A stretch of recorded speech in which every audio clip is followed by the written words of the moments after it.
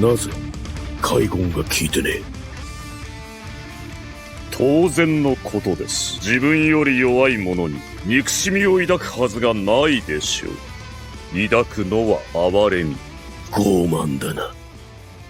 Hola, en el día de hoy vamos a responder al último video que acaba de publicar Brigada del Fraude. Pero antes te pido que le des like, comentes cualquier cosa, ya que ayuda muchísimo con el algoritmo, y compartas el video. Como sabrán ya los que me siguen, todo ese relato es absolutamente falso.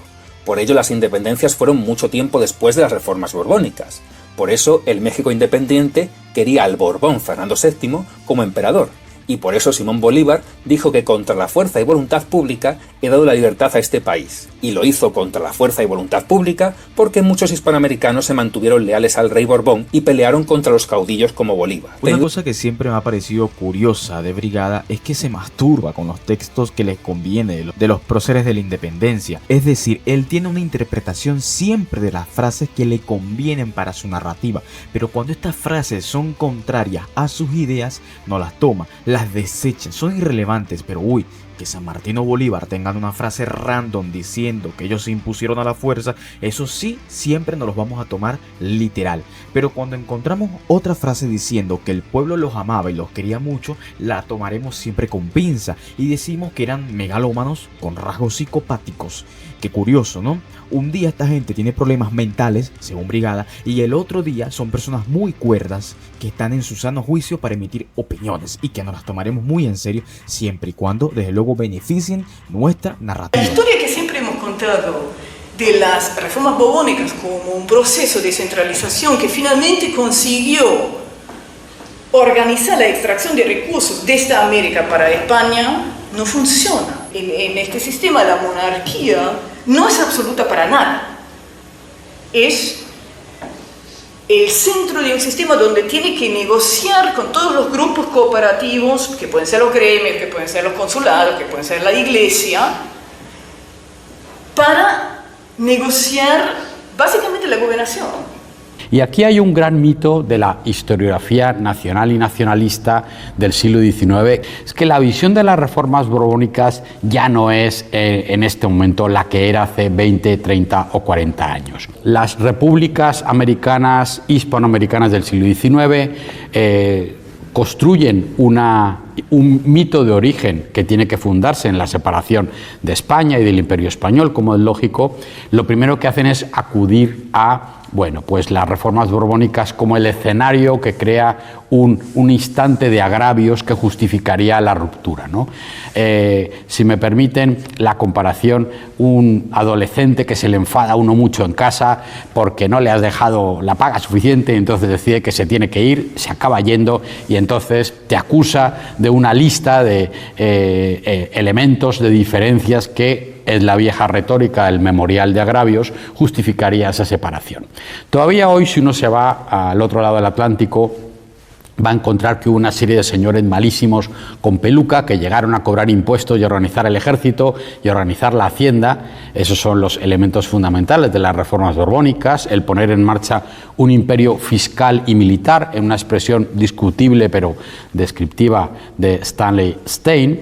Y como consecuencia de ello se produce una especie de resentimiento social, de necesidad de justicia que, comillas, vendría a justificar que en el momento pertinente se produjeran las independencias. Carlos III, el principal reformador borbónico, abrió puertos de toda Hispanoamérica y España para que pudieran comerciar entre sí. Además avanzó en la supresión del reparto forzoso de mercancías, que consistía en que sobre todo las comunidades indígenas estaban obligadas a comprar y vender mercancías a un funcionario local, que muchas veces se aprovechaba de esta especie de monopolio comercial. Este sistema fue, por cierto, instaurado por los Austrias y causó muchas rebeliones también durante la época borbónica. Respondí este video principalmente fue por la cuestión de que Brigada casi que afirma directamente que los Borbones no eran centralistas.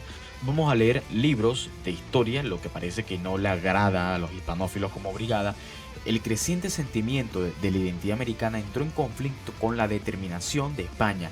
A lo largo del siglo XVIII, la reducción al Nuevo Mundo, la condición de colonia, el proceso se inició con el advenimiento de una nueva dinastía. La victoria de Felipe V en la Guerra de Sucesión Española permitió al nuevo monarca Borbón iniciar una serie de cambios orientados a centralizar el gobierno de España, sanear las finanzas y reorganizar las Fuerzas Armadas. Los consejeros franceses y los reformadores españoles como José Patiño y José del Campiño revitalizaron la economía española al emplear las políticas mercantilistas. Entre las transformaciones más importantes estuvo el establecimiento del sistema de intendentes de administración en la península. El intendente era un administrador provincial con autoridad militar, financiera, económica y judicial, responsable en forma directa ante el rey. El nuevo funcionario tenía instrucciones de disminuir el regionalismo y reforzar el gobierno nacional. Rechazaron la idea de los Habsburgo acerca de los reinos federados, propugnando en lugar de estos una nueva España unida y centralizada, que reinara sobre sus colonias ultramarinas. Señal indicativa de su actitud fue el cambio que se dio el título de monarca, que en tiempo de los Habsburgo fue rey de las Españas y de las Indias, en tanto que bajo los Borbones se convirtió en rey de España y emperador de América. Los funcionarios de Carlos III fueron los primeros en referirse a las posesiones americanas con el título de colonias, términos tomados en préstamo de Gran Bretaña y Francia en lugar del tradicional de reino. Como lo ha apuntado John Lynch, existían ciertas características del gobierno de América que preocupaban a los Borbones. Las instituciones no funcionaban de manera automática, solo promulgando leyes y recibiendo a cambio de obediencia. El instinto normal de los súbditos coloniales era el de cuestionar, evadir o modificar las leyes, y solo como último recurso obedecerlas. La burocracia colonial tomó el camino de aceptar el papel de mediadora entre la corona y sus súbditos, en lo que podría ser denominado consenso colonial. Para los reformadores borbones, quizás el aspecto más perturbador de la situación del Nuevo Mundo era el hecho de que los americanos ejercían un control considerable sobre sus asuntos. Las élites de los distintos reinos o regiones del hemisferio occidental tenían poder económico, eran los grandes propietarios de las haciendas, minas, obrajes y otras empresas, en tanto que los españoles peninsulares tenían el dominio del comercio en gran escala entre América y España. Los criollos y los mestizos se dedicaban con frecuencia al comercio interno e interamericano en forma extensa. De igual forma, los americanos ejercían una influencia política considerable. Los notables de la región cooptaban a los burócratas reales por medio de la amistad, el matrimonio, las actividades comerciales y el soborno. Los alcaldes mayores y corregidores funcionarios de nivel medio que trabajaban en las localidades eran considerados especialmente propensos a la cooptación y la corrupción, puesto que obtenían sus ingresos no de un salario sino del comercio. Así que conseguían fondos tanto de los mercaderes locales como de los hombres de empresa y a continuación adelantaban dinero en efectivo, equipo y mercancías a los pequeños granjeros y a los indios de su jurisdicción a través del repartimiento de comercio. Los americanos buscaban también cargos públicos en sus respectivas patrias. Querían autogobernarse del mismo modo que lo hicieron algunos reinos peninsulares como Cataluña en el siglo XVII. No solo deseaban la mayoría de los nombramientos a los cargos de diversos del Nuevo Mundo, sino que también los querían en sus propias patrias, pues en tal sentido los criollos procedentes de otras regiones eran considerados apenas diferentes de los peninsulares. El deseo de obtener puestos públicos en sus patrias respectivas hizo posible cuando la corona, en su desesperación por recaudar fondos, empezó a vender cargos a mediados del siglo XVII. Como resultado, los americanos lograron los nombramientos necesarios para desempeñar los cargos de corregimientos, ayuntamientos, audiencias y en alguna ocasión el puesto de virrey. De este modo, los reinos del Nuevo Mundo llegaron a ser relativamente autónomos. Los americanos lograron el control de las audiencias de sus reinos entre el periodo de 1687 a 1750, aunque tal práctica fue iniciada por los Habsburgo. Los primeros reyes borbones, Felipe V y Felipe VI, aceleraron este proceso a lo largo de la primera mitad del siglo XVIII. Designaron a 108 criollos para 136 cargos en las audiencias americanas. Las exigencias financieras que imponían las guerras en las que participó España hicieron que aumentaran la venta de cargos de los oidores. La corona vendió a la mayoría de los puestos de oidores en lugares menos amenazados como Guadalajara, Quito, Lima, Charcas y Santiago de Chile, en tanto que solo vendió algunos puestos en las audiencias sometidas al ataque de los británicos como Santo Domingo, Santa Fe de Bogotá y México. Preocupada por el poder del creciente de los americanos en 1750, la corona dejó de vender cargos en las audiencias, mas fueron tantos los americanos que habían logrado obtener que pudieran mantener en su mayoría la audiencia de México, Lima y Santiago hasta la década de 1760 1770 y 1780. En teoría, los funcionarios reales que no debían establecer lazos con los grupos locales gobernaban la región, pero la administración real en América era débil y a sus representantes se les obligaba a menudo a colaborar con las élites locales a fin de poder gobernar con mayor efectividad la región. Los americanos consideraban que sus patrias eran reinos dentro de la monarquía española que se extendía por todo el mundo. Una constitución no escrita requería que las decisiones fundamentales fueran tomadas mediante la consulta informal entre la burocracia real y los súbditos del rey. La Nueva España experimentó el primer intento en gran escala de llevar a cabo las transformaciones mediante la visita general de José de Gálvez, efectuada desde 1765 a 1771. El visitador general Gálvez, extremadamente antiamericano como brigada, desde luego, estableció las normas de las reformas reales. El visitador tomó por asalto audazmente el antiguo orden, poniendo en duda la idea del virreinato, que constituía el centro de la estructura imperial de los Habsburgo. Lo agresivo del enfoque de Gálvez y las acciones decisivas que puso en juego para remediar los problemas que observaba hicieron que los novohispanos se sintieran tan ofendidos que consideraron estas acciones como un uso arbitrario de la autoridad. Acostumbrados al consenso político, encontraron difícil aceptar sus cambios. José de Gálvez pretendía reemplazar el virreinato con un sistema de comandancias generales e intendencias poderosas de segundo nivel, como las que esperaban aumentar la recaudación de impuestos y mantener el orden de manera más efectiva. También propuso eliminar el repartimiento de comercio y sustituir a los alcaldes mayores y corregidores como funcionarios pagados por el Estado. La reforma cobró fuerza en 1776 cuando Gálvez se convirtió en ministro de las Indias. A pesar de la oposición que había encontrado en Nueva España, estaba decidido a llevar las reformas al resto de América. En el mismo año, Antonio de Areche, uno de los lugartenientes de mayor confianza de Gálvez en la Nueva España, inició una visita general al Perú, que se prolongaría hasta 1784.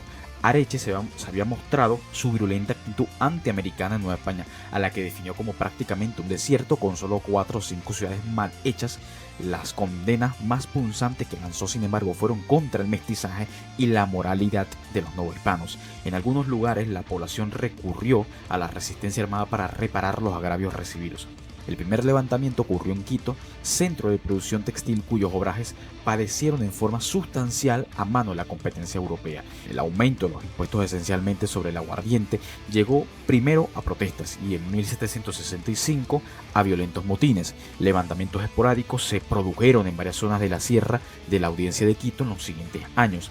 En 1766 estallaron tumultos en múltiples regiones de la Nueva España, San Luis de Potosí, Guanajuato, Michoacán y otros lugares del norte. Las revueltas en Nueva España, agravadas por la expulsión de los jesuitas, muchos de los cuales eran originarios de América, se extendieron al año siguiente. Las masas populares atacaron los monopolios de pólvora y del tabaco, saquearon los comercios y las oficinas de la Real Hacienda, liberaron a los presos, asaltaron a quienes consideraban responsables por la expulsión de los jesuitas y pusieron en fuga a militares y oficiales reales. Entre los años 1777 y 1780, las ciudades del Alto Perú tuvieron también que soportar esta inestabilidad. La expulsión de 2.500 jesuitas afectó de manera profunda a América. La mayoría de ellos habían nacido en el Nuevo Mundo, donde la Compañía de Jesús desempeñó un papel de primera importancia. Los jesuitas eran los maestros y consejeros de la élite local, controlaban las instituciones de educación superior y las universidades, eran dueños de grandes haciendas y obrajes, administraban hospitales, orfanatos y otras instituciones de caridad, proporcionaban el personal para las misiones establecidas en los extremos norte y sur, y en Paraguay tenían bajo su dominio un enclave que gozaba de autonomía considerable. Los reformadores borbónicos consideraron que la Compañía de Jesús como el ejemplo extremo del poder casi autónomo de la Iglesia en Hispanoamérica. En un principio los americanos reaccionaron con gran cólera ante la expulsión, a la que consideraron como un hecho inexplicable. En algunos lugares, especialmente en la Nueva España, el pueblo se amotinó a todo lo largo y ancho del Nuevo Mundo. Las clases dirigentes criticaron la acción real mediante la cual se expulsó a sus familiares, maestros y consejeros. No obstante, con el paso del tiempo fueron apaciguándose debido a que las valiosas propiedades de los jesuitas que fueron expropiadas se vendieron a aquellos que disponían de crédito y posición social. Otros, entre ellos las demás órdenes religiosas, tomaron posesión de las instituciones de educación superior, de las misiones y de los obrajes de caridad de los jesuitas. Aunque la transferencia de las propiedades jesuitas de sus instituciones y de sus zonas de influencia encontró en América gente muy dispuesta a hacerse cargo de ellas, los jesuitas se llevaron consigo un activo considerable, el patriotismo americano, que posteriormente tomaría forma en sus escritos e influiría en la actitud de los dirigentes del Nuevo Mundo. Básicamente dijeron aquí paz y mañana gloria, tío. Dijera un buen amigo mío, Luis. Si es que Luis, estás viendo este video, ojalá que sí.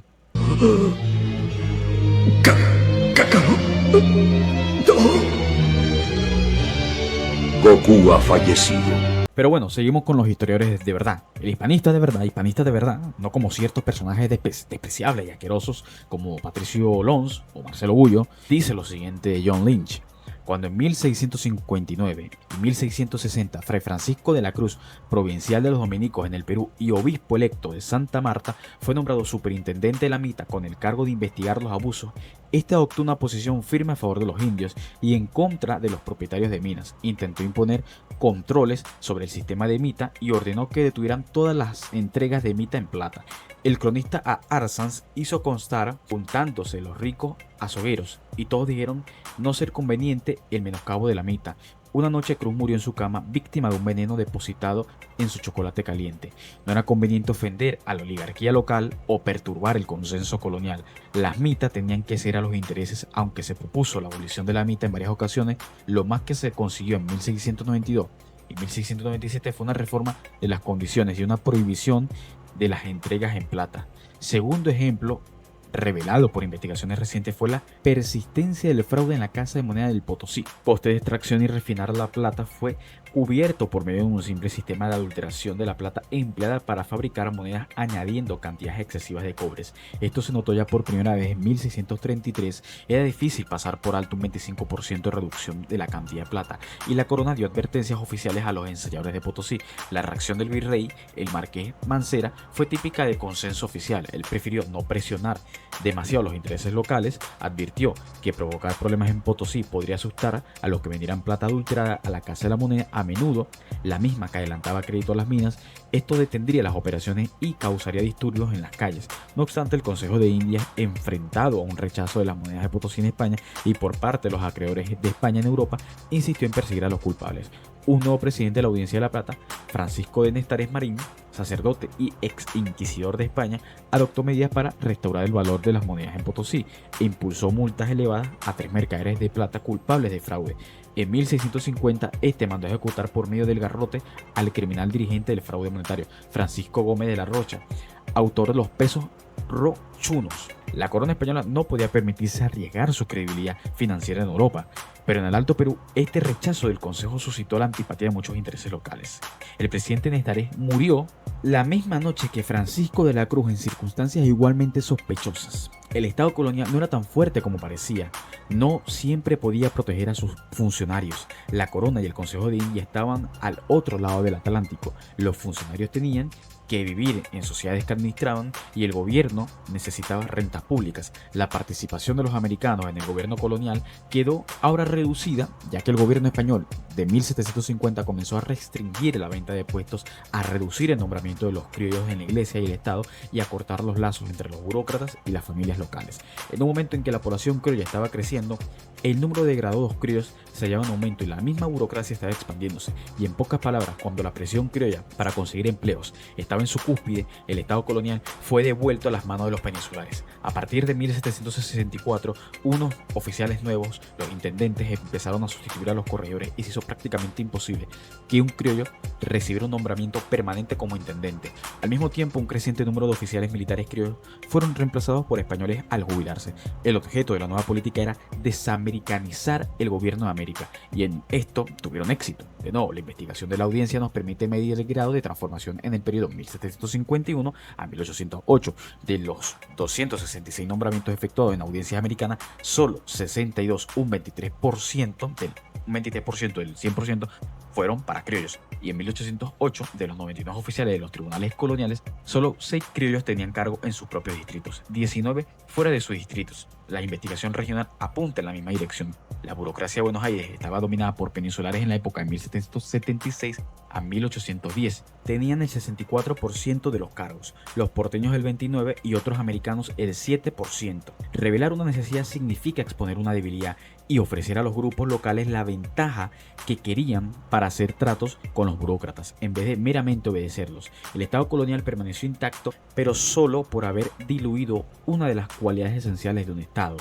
el poder exigir obediencia. Durante el proceso, las burocracias coloniales redujeron sus expectativas, se identificaron con los intereses locales y reconocieron la existencia de entidades regionales. Como último comentario, y ya esto simplemente es mi opinión personal, mía, es alucinante que las conclusiones que saca este tipo para las reformas borbónicas que llegaron en 1750, eso es una aproximación histórica, simplemente quedan los historiadores nada más. Según él, por eso las élites tenían que rebelarse automáticamente. Imagínate tú, que la gente se rebelara cada 2x2 por cada reforma que hace un gobierno, porque no le gusta. La política es un proceso, se llegan a consensos y a veces no. Y cuando no se llega, pasa lo que pasó en el caso americano. Además, el tiempo, al menos políticamente hablando, de las independencias que se hayan dado en apenas casi 70 años debido a este tipo de políticas centralistas, si a mí me lo pregunta, es bastante corto incluso. No voy a decir que la independencia se dio por las reformas, no. Si acaso fue un agravante y ya, la independencia se da por las circunstancias políticas y el caos de la península ibérica que no supo adaptarse a los nuevos tiempos que corrían, y ya lo veremos más adelante. Un proceso de centralización que finalmente consiguió. O 40 años. Las repúblicas americanas. Colocas a dos personas que yo no tengo ni idea de quiénes son, la verdad, no sé si esto está sacado de contexto. Viniendo de ti, honestamente, no es nada sorprendente, no dejas tampoco las conferencias en los comentarios ni en la descripción para poder verla, tampoco lo que sí dejas es tu PayPal, eso sí es muy importante, así que ni siquiera voy a tratar de refutar, ni emitir opiniones, ni contraargumentar esto, porque la verdad no tengo ni idea de quiénes son estas dos personas. Además, una cosa que también me parece bastante curiosa es que tampoco en las imágenes que colocas ofreces bibliografía de las cosas que estás diciendo, y tampoco en la caja de comentarios ni en la descripción. Lo que sí ofreces, vuelvo y repito, es tu PayPal y el Patreon, eso sí es muy importante, ¿no? La bibliografía no, desde luego, lo otro sí. Además, Felipe V y los posteriores Borbones fueron los que pelearon durante mucho tiempo para que las élites locales aceptaran a indígenas del común como alcaldes o clérigos, una medida que tuvo más aceptación en Nueva España que en Sudamérica. Los Borbones van a darle más poder a la corona en detrimento de las élites locales, pero esto es en parte para tratar de suprimir la tiranía de esas élites locales sobre la población, incluido el reparto forzoso de mercancías. Lo que tengo que decirte es que respeto también tu opinión, que eres un ignorante, que no sabes nada de... Y esa es normalmente la forma de enmascarar las mediocridades de un individuo que es prácticamente un fracasado, que nadie lo conoce y que no tiene nada que ver. Un nada que veriento y un desquacerado. Pero te agradezco tu opinión, que no me sirve de nada más que para limpiarme el culo. Los Borbones le darán más poder a la corona en detrimento de las élites locales. Tú mismo te estás respondiendo sin darte cuenta, amigo mío. La corona estaba acumulando más poder, tirando hacia un estado moderno, un estado más centralizado, y para eso tenía que acabar con esas lealtades. Como dice el historiador Eric Hobsbawm, la cosa esa que lo representaba supuestamente fuera su gremio, su estamento, etc, y el monarca, ahora la lealtad era casi directa entre el súbdito y su monarca. Me da gracia como para ti las élites locales americanas, en este caso, son tiránicas. No seré yo, desde luego, quien defienda a una élite criolla, desde luego, pero es gracioso cómo brota el antiamericanismo de este tipo. Las élites locales, tiranía, familia monárquica, democracia o yo no sé qué carajo según este tipo, pero de verdad es una locura la narrativa de este sujeto.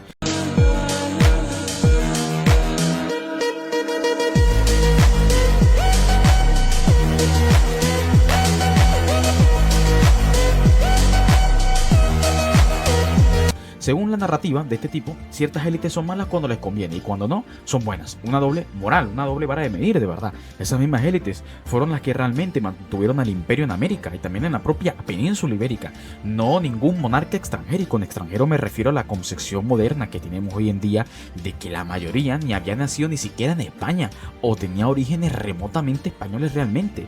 Una nota aquí personal, me parece curioso cómo criticas más adelante el centralismo tiránico de Bolívar, pero en el mismo video defiendes el proceso de centralización de los Borbones, porque eran ideas de su época. Ah, pero cuando es Bolívar no eran ideas de su época. Ahí sí eres federalista, o sea, de verdad que eres una contradicción andante. Es de verdad una contradicción. Yo no sé si tú ves tus guiones, si entiendes de política, o algo básico de política y filosofía, pero es que tus ideas son una contradicción y chocan unas con otras.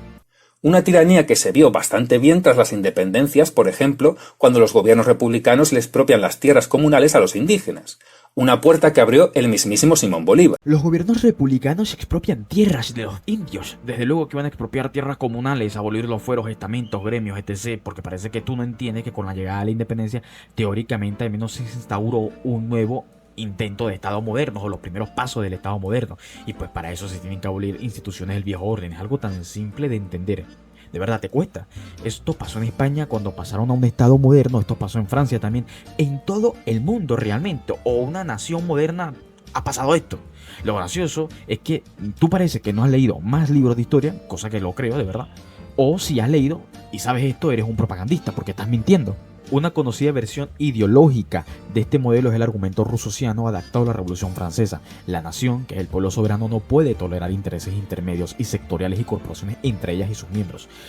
Pero por implicación, esta misma eliminación de otros centros de lealtad hace que la relación de lealtad del ciudadano con la nación sea la única válida y por tanto el más serio de sus compromisos políticos emocionales. Este es el contenido de la otra religión cívica que necesita la comunidad, un estado territorial que funciona mediante una conexión directa entre los ciudadanos individuales y un centro fuerte debe desarrollar en los ciudadanos un conjunto de motivaciones que les proporcionen a un sentimiento básico y primordial de obligación hacia él y b, eliminar o apartar las diversas obligaciones que sienten hacia otros grupos y centros o fuera de él.